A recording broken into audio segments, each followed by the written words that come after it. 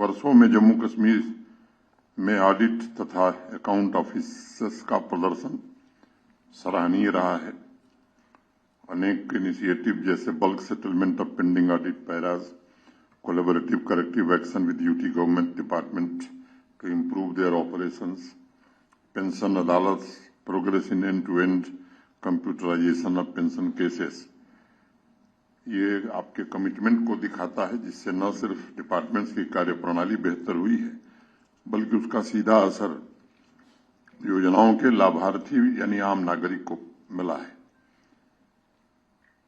एक समय था जब ऑडिट रिपोर्ट को महज एक रिकॉर्ड के दस्तावेज के रूप में देखा जाता था, लेकिन आज रिफॉर्म, बदलाव और होलिस्टिक अप्रोच की वजह से प्रगति में भागीदार के रूप में भी देखा जा रहा है।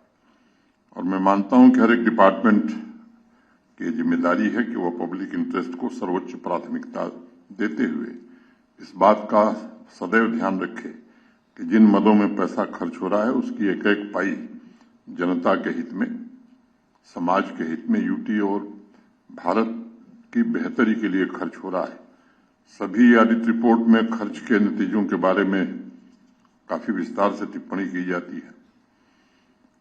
मेरा अपने साथियों से आग्रह होगा कि सभी रिपोर्ट को कोर्स करेक्शन के अवसर के रूप में हमें लेना चाहिए, ताकि एक टीम की तरह सामूहिक शक्ति से पारदर्शिता, जवाबदेही और सुशासन स्थापित करने में हमें सफलता मिल सके। पिछले कुछ वर्षों के आंकड़े मैं भी देख रहा था।